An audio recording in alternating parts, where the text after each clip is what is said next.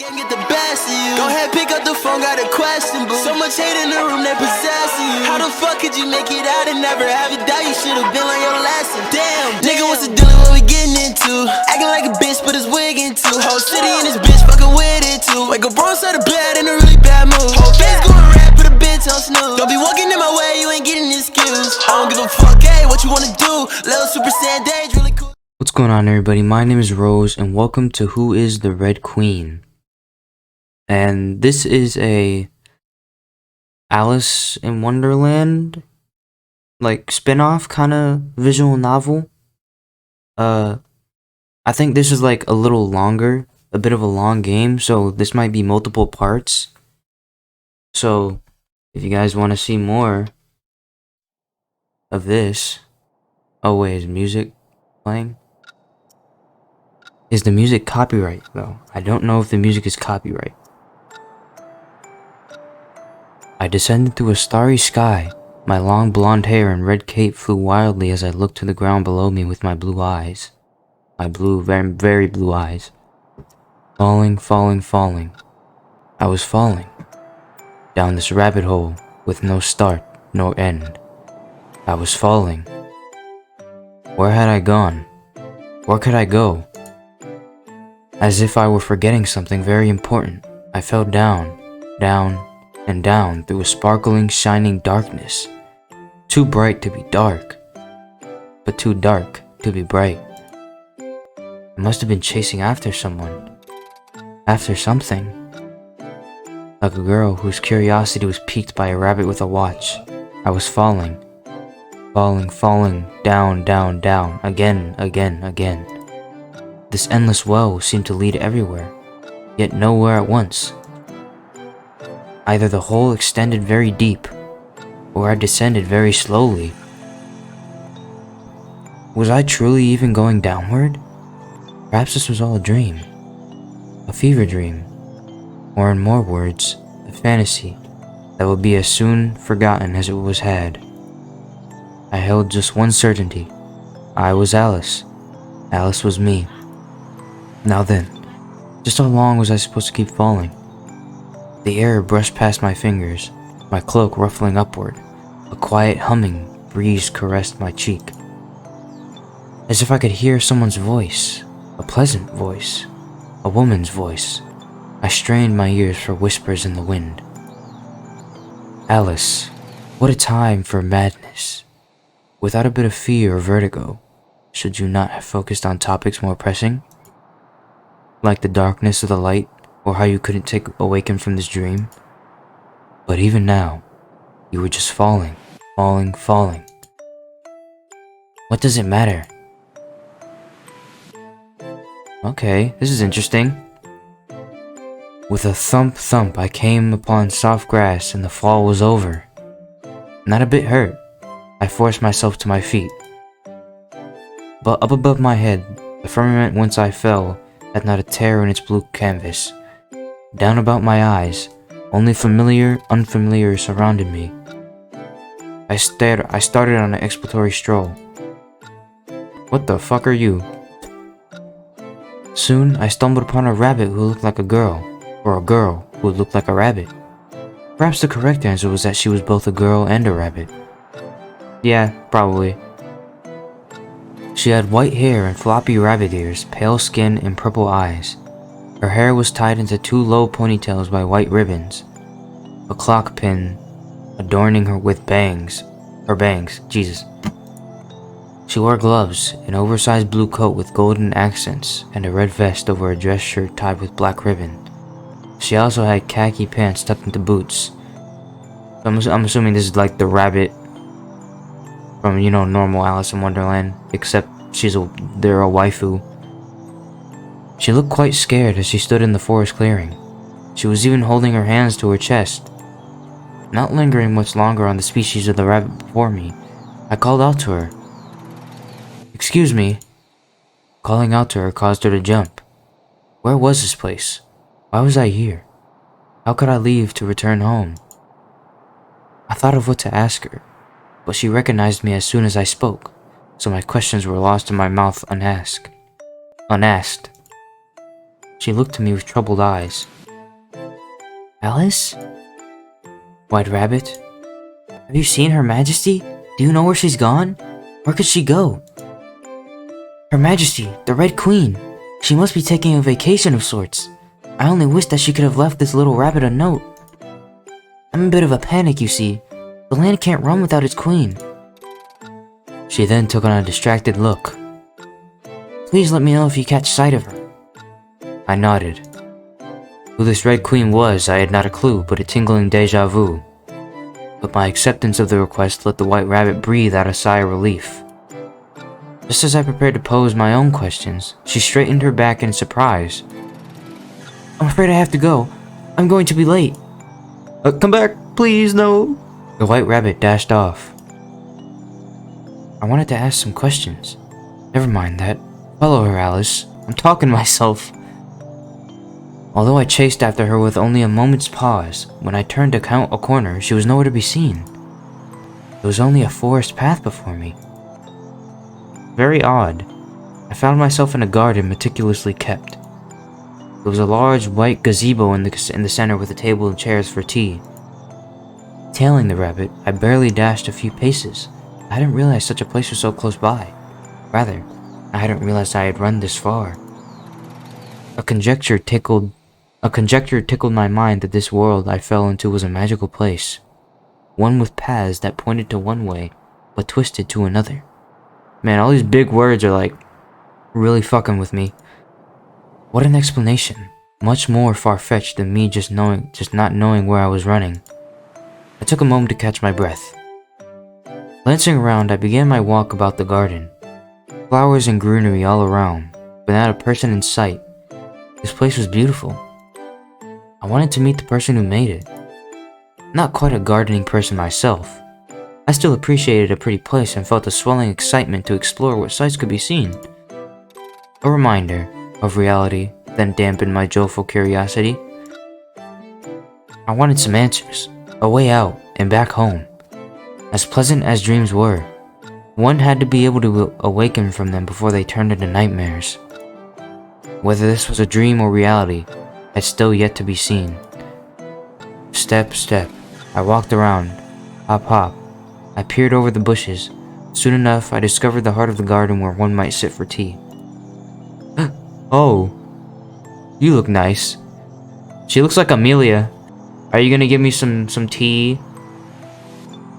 To amend my previous thoughts, wouldn't it be right to say that I rather also appreciated a pretty person?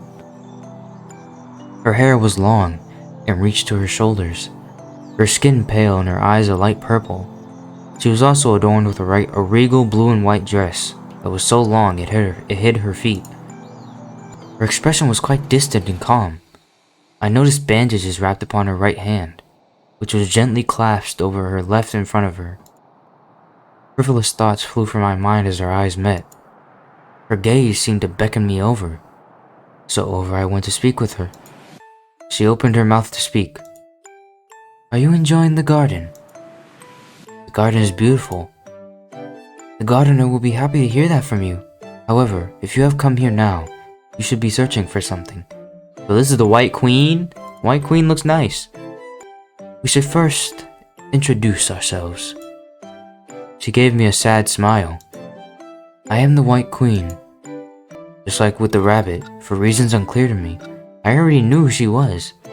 Here, that should be as good as a name. Your Majesty, my name is Alice. She frowned. Don't stand on ceremony, Alice.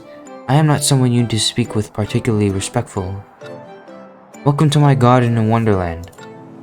That sad smile returned to her face. Why are you so sad? Stop. Why do you keep giving me that sad smile?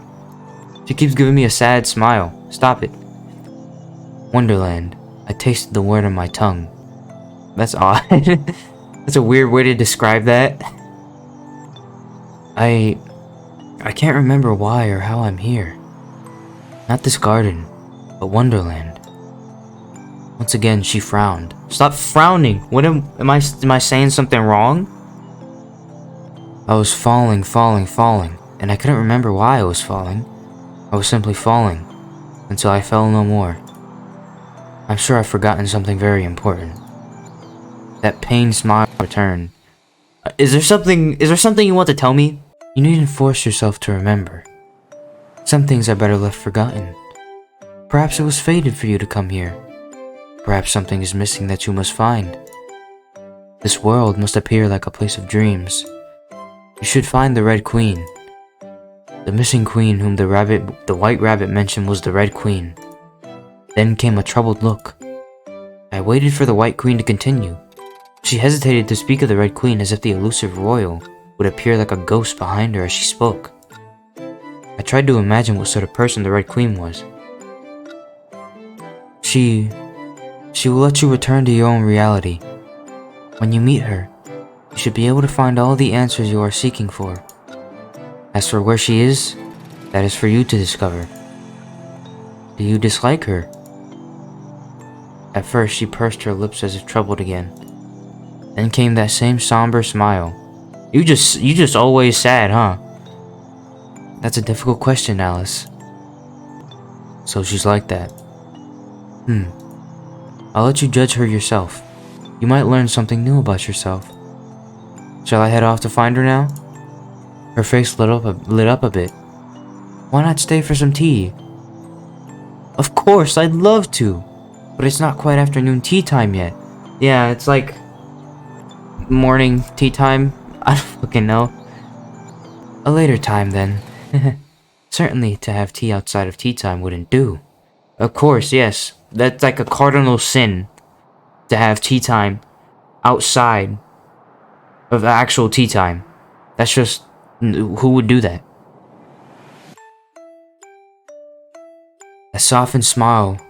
That smile softened to a fond one as she lowered her lids. Lowered her lids? Like her eyelids? I won't keep you for too much longer, Alice. I'm sure you will be able to find that person soon enough. Until later. Later. I waved goodbye to the White Queen and departed from her garden. Glancing back, I saw her gaze linger upon me. The poor smile of hers had turned somber again. I stepped onto a twisting path in the forest. I didn't know which way to go to find the elusive Red Queen, turning left and right. To find a queen, I thought to seek a castle. However, the rabbit said that the queen was missing. So unless the rabbit had also forgotten something very important, the queen shouldn't have been at the castle. The Red Queen, she seemed like a troubling person. The way the White Queen's face froze, tongue stuttering along, at the topic of the Red Queen made me wonder. Was the latter queen a tyrant or a fool? The tutor at home liked to talk about kingship of that sort. To me, either or neither were fine. After all, who were the peasantry to affect the mood of a high queen? I hummed and walked along with a skip in my step. Just as I reached a rhythm in my stride, I kicked a little something. An animal? That threw me off my beat. I slowed to applaud. Applaud? What the fuck is applaud? Slowed to applaud. I've never heard that word before. Like, I know a lot of words, and that is not one of them. I slowed to applaud. Yes, indeed. Soon I heard the chatter of a girl a few trees away. Seeing not much civilization here in the forest, I followed the voice of the girl.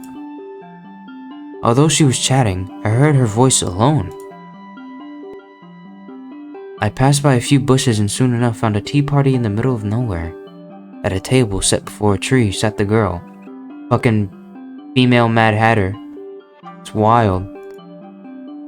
The white cloth table was littered with all sorts of tea time things.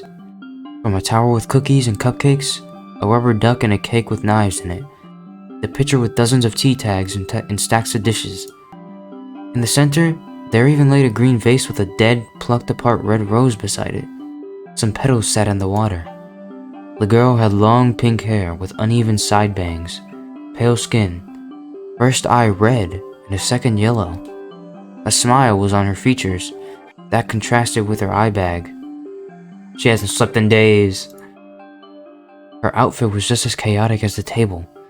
Under her black trench coat was a loose dress shirt tied with a large purple ribbon. She also wore checkerboard purple pants and white lace-up shoes.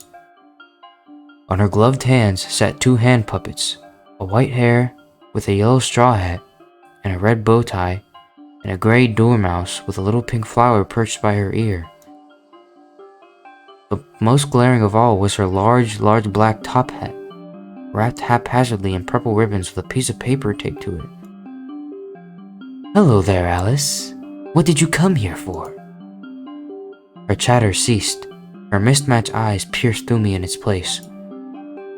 I noticed a little fang in her mouth as she opened it. "There's no room here at the table, so don't take a seat." No room, no room." The girl gave a wide grin, as she was wont to do frequently. I think that's a typo.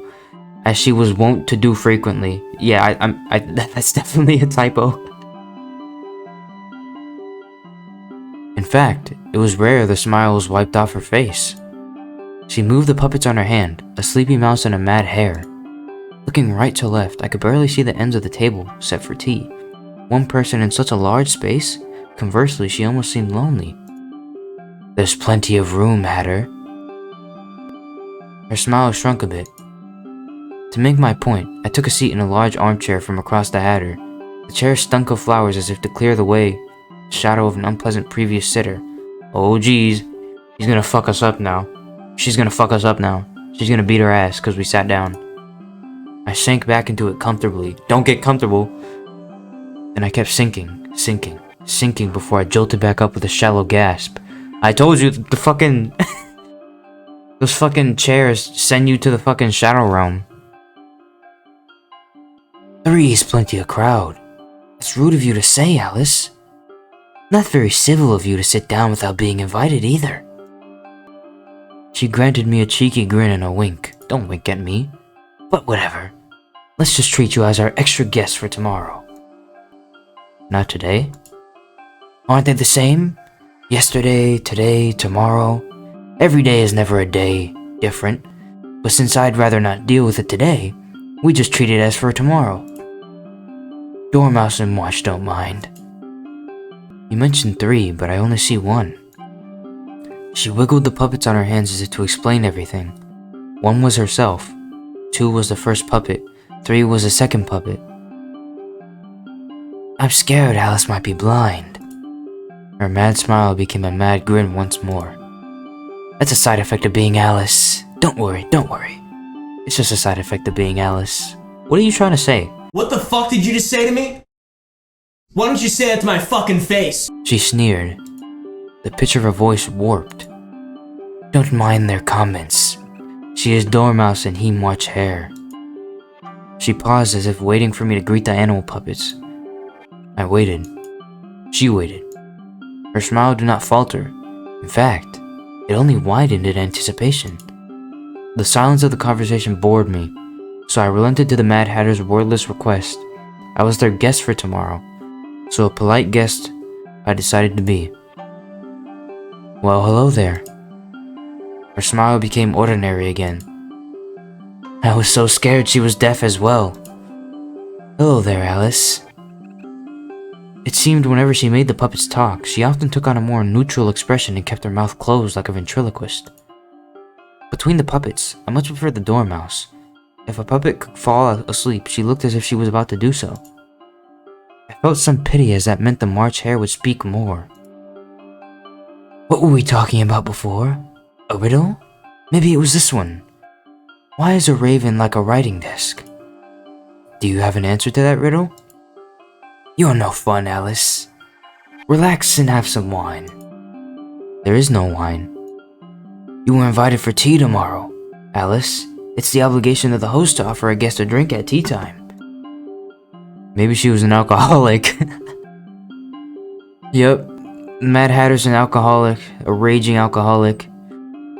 Hatter, I can't in good faith call this time of day a tea time, nor can I call alcohol tea. Details. Add some butter. It'll be tea time eventually, so it's tea time now. We're having tea, so it might as well be tea time, don't you think? What did you come here for anyways? Although I couldn't quite say that I had come to this tea party with a goal in mind, I figured I might as well tell her. I'm searching for the Wed Queen. The Wed Queen? You kidding me? The Wed Queen. This is fucked. This is not right. This is not cool. Her brow contorted as she took a sip of her tea.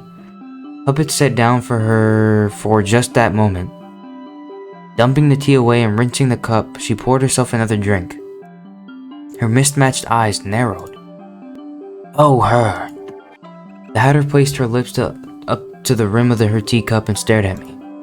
A minute passed, all 60 seconds consisting of staring, before she ducked down under the table as if to find an item and popped back up again. Her expression was back to its usual state. Stay and chat for a little.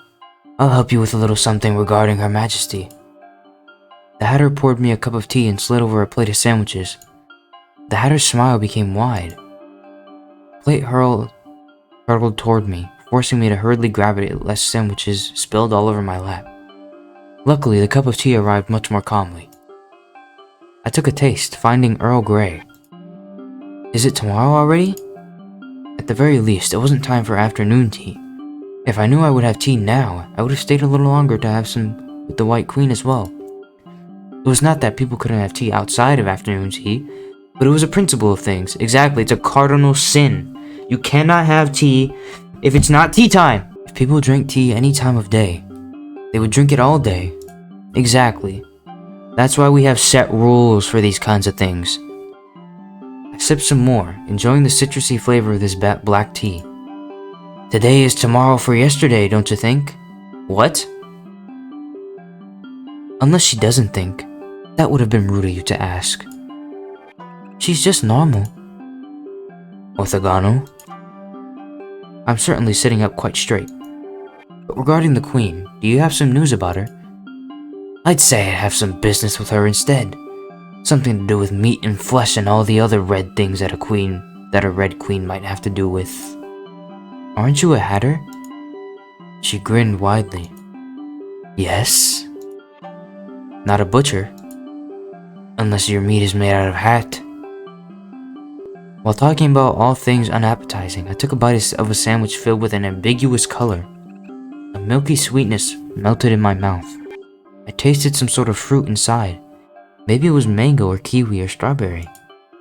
Satisfied with the pleasant sweetness, I took another sip of tea. Jesus. This tea and these sandwiches are delicious. Thank you, Alice. You made them? Compliments to you then. The Hatter grinned with a wink. Wow, such flattery. Since you've put me in a good mood, I guess we can go ahead with Her Majesty's matter. She smiled as if laughing. In fact, she's been sitting here with us the whole time. I sat up even straighter in confusion, glancing around. I saw no queens in sight, not a human nor animal beside the two of us here. The Hatter rolled a chair over and pulled a cloth over from the chair's holdings. Ta-da! Nausea ran up my spine. I just saw what the music was called, dismemberment. On the chair sat a chunk of meat dressed up in a tattered human clothes. Still dripping red, the flesh seemed to ripple, undulating. Was it rotting, or was it still alive? My head spun as I squinted at the thing. This meat, no. This thing resembled a human torso, with half a neck and chopped off limbs, dolled up with what could have been fancy clothes. This was surely human flesh. I sensed an odd familiarity to the torso, but also felt as if it was looking at it from an incorrect angle. This was a torso of a regal woman. This was raw human flesh. This is the Red Queen? The Hatter's eyes narrowed again, brows furrowed, but still smiling. An inappropriate question flitted across my mind. Could we consider it as sitting if it didn't have legs? I suppose yes. Thought you said you weren't a butcher, Hatter. We definitely couldn't consider this a hat. Having just eaten, the strawberry taste in my mouth turned to a meaty texture like raw pork. I could almost taste sweet, rotten fat. What the fuck did you put in my sandwich, Hatter? I swallowed. Her expression returned to normal. I wondered if the Hatter wanted to make me sick. The Hatter gave a wide smile. Yes, I'm a hatter. I closed my eyes and rubbed the bridge of my nose, too distracted by the surprise. Jesus, it's music! Oh, there we go. Thank you. The feeling of my fingers almost felt like wet ground meat, even though I was sure that my digits were still attached to my palm. The image lingered uncomfortably behind my eyelids, not with disgust, but with another inexplicable emotion. A negative one for sure. Yeah, I'm sure. If you see a disembodied torso. I looked at the torso again, and it seemed so still. I saw exposed bone and a shattered trachea. The cut must have not been wholly clean, made with a blade sharpened not quite enough yet, also dulled not quite enough yet. Yes, this was the Red Queen. I knew not why, but a voice in the back of my head told me that this was the Red Queen. Part of the Red Queen. I'm afraid Her Majesty can't speak right now. The Hatter stirred her tea and popped a bite-sized sandwich into her mouth, munching happily. She sneered. Don't look like that, Alice. The Hatter didn't dismember Her Majesty. Yes, Hatter is innocent.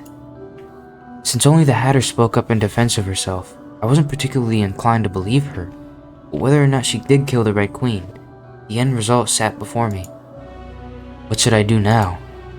I murmured my uncertainty at the dead end aloud. She smiled as if nothing was wrong. What do you mean? All you have to do is find all the other pieces. If you have anything you need Her Majesty for, all you need to do is put her back together. Jesus, not the music again! Stop! Have you forgotten, Alice? That sounded mad. So mad I wanted to laugh. This is Wonderland, after all. All I needed to do was find the pieces. That was right, Alice. That was all you needed to do. It would either be terribly simple or terribly hard. I hope that no one had fed the Red Queen to the pigs or minced her up for a patty. Regardless, all I really needed was a head and the torso if I wanted to talk to her. Ask her about the secrets to returning home. May I take the body with me? The Hatter narrowed her eyes. Alice, you were a civilized girl. Did you really want to lug around a piece of meat like you were some meat seller, selling to the cannibals? The Hatter winked cheekily. No, that wouldn't be fair, don't you think? Once you find most of her parts, let's just say the limbs, I'll give you a special present and help you out again. She patted a box off to the side of the table. The box was just big enough for a cat, or a cake, or maybe something like a hat. Of course, don't peek or try to find out what the present is. It wouldn't be a surprise like that. And I'll be very, very upset if you cheat. With that smile on her face, I couldn't see her upset. Only muddled sincerity came through her voice. The Hatter's mismatched eyes wandered, looking distracted as she did so. What are you looking at, huh? Now then, I've got to grab something off the stove before it burns. Huh? The Hatter got up from her seat and walked away. Here I was, alone with the Red Queen's flesh. It was missing all 4 limbs and a head. So to make her whole, I would need to find 5 parts. I hoped that my search would be easy. Seeing as the Hatter was nowhere in sight, I contemplated a decision regarding that curious box on the table. Oh, can I save? I can. I'm gonna save. And I might want to sneak around and peek. You know, for content, just to see what happens. I tiptoed over to the other side of the table and surveyed what was around. I couldn't help but feel the headless slab of human watching me, but I ignored the Red Queen's body, knowing that I would be seeing it often for a while. Looking over my shoulder, I ascertained that the Hatter had yet to return. I moved to find the present box on the cluttered table. The Hatter hadn't tied up the box particularly at all. I could open it and close it as if I had never disturbed this mysterious prize to begin with. I cracked open a small gap so that nothing could come flying out. Oh, what's gonna happen? What's inside the box? Nothing escaped from the box. Instead, I heard a strange strangled noise, Whatever lied inside, a gurgling, drowning voice that caused chills to settle down the back of my neck. In one go, I took the lid off the box. What is that? Inside was a head, a bloodied head. The head seemed so familiar, but I couldn't quite make out the face if the box had been jostled. The hair had become so matted with blood. The exact hue of its light hair color was difficult to make heads or tails of. I squinted. I'm squinting. Spinning. The world was spinning. A sharp pain burst through my temple and I rested a palm on my head to stop a growing pulsing headache in my skull. I reached out a shaking hand to adjust the head of the box. Step, step, step. Footsteps interrupted me. The Hatter. He's back. I thought I only just said not to peek, Alice. The Hatter brandished a hammer in her hand. The head and face a glowing red as if it had been left on the stove. This man had a hammer sitting on the stove. Cheaters get what cheaters deserve. I backed up, crashing into the table, nearly tripping on my own cloak. She raised her arm with the hammer in hand and... crack. And there we go. I'm dead. I've already died. Well, I kind of knew that was gonna happen. You know, because they did say not to open the box. So, there's that.